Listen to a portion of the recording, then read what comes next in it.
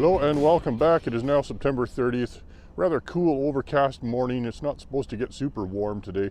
We did have some thunderstorms roll through last night and drop a few millimeters of rain, so things are a little bit moist here this morning. But let's take a look and see what's going on.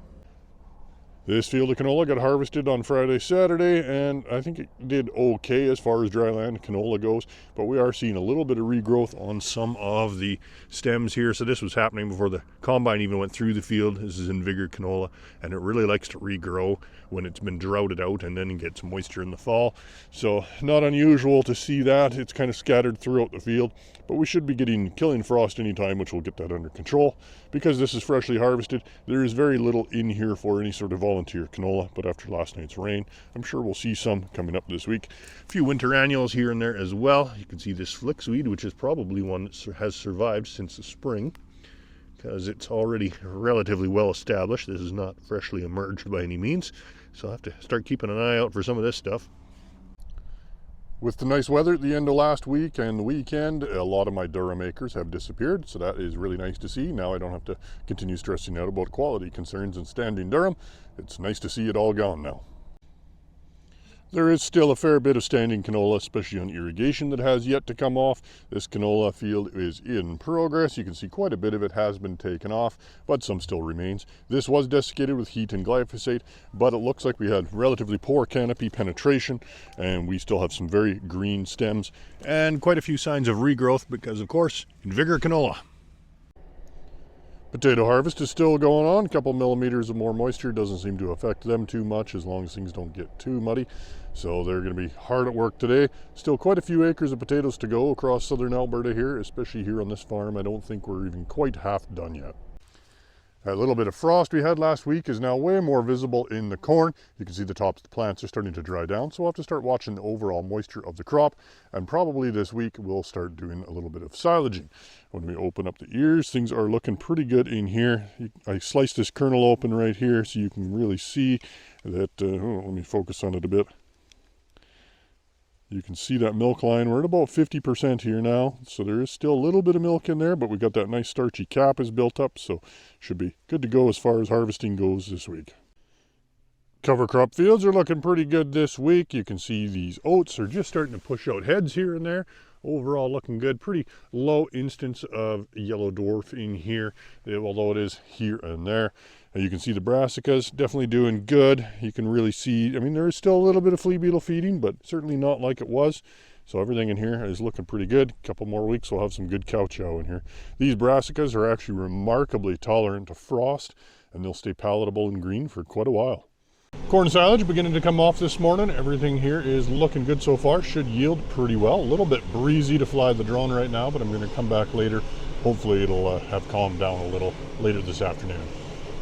First day of silaging, you can see they're putting it up against the existing pile from last year, so we'll see how big this gets after 5 pivots worth of corn gets added to it.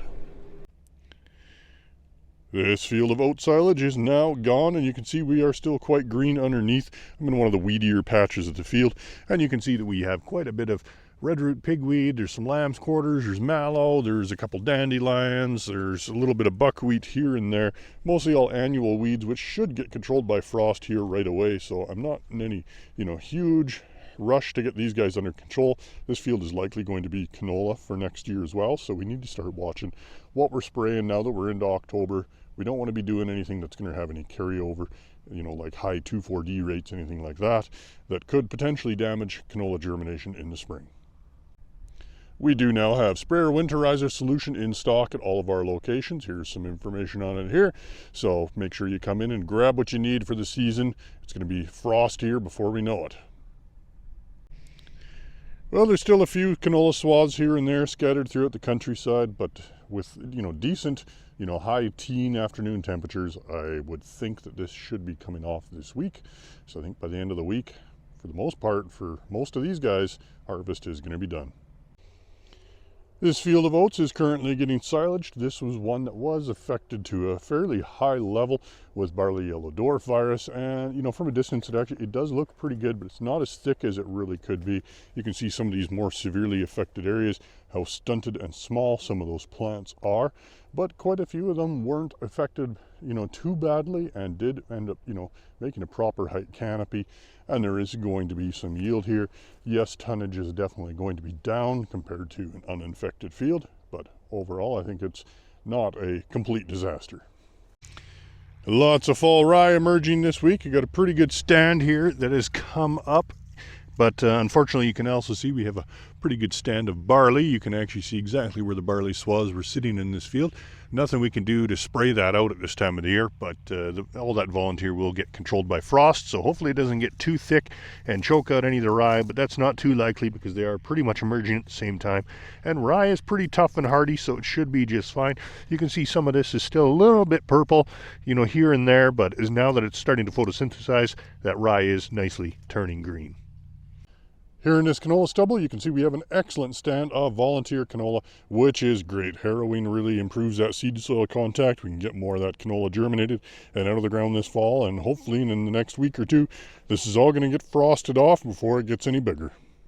Well, the sorghum crop is definitely showing the effects of the frost a little bit more this week. It is drying down pretty good in here at the moment. Some of these plants here are over 7 feet tall, so pretty good stand in some places of the field, and should have some pretty decent tonnage as far as dry tons go. A couple days later now, we now have a pretty good pile of corn silage. I think they're still working on the first pivot here, but yeah, looking pretty good. There was another frost overnight, so now silaging is definitely going to be speeding up across the area as more fields start to come off. Over here by Picture Butte, the corn does not have nearly the frost damage or temperature stress as farther to the west, like Nobleford, Fort McLeod area.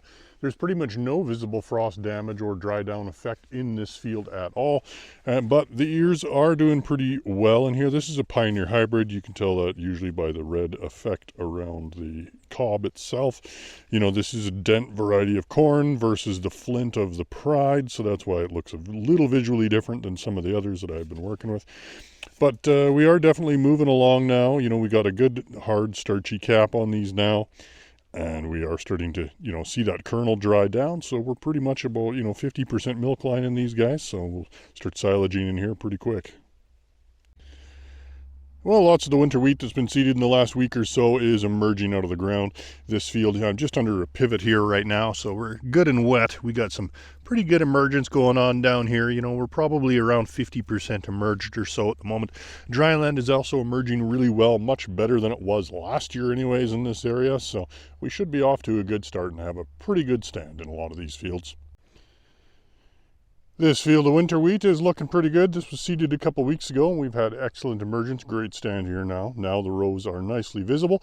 So at this growth stage now, it's really easy to start flying the drone and looking down the rows and see if we can identify any areas where we might potentially have cutworm or wireworm issues. Mostly cutworm is what we're going to be concerned about. There was some fields that were damaged by cutworm in the fall last year, so we'll take a look and see how she looks.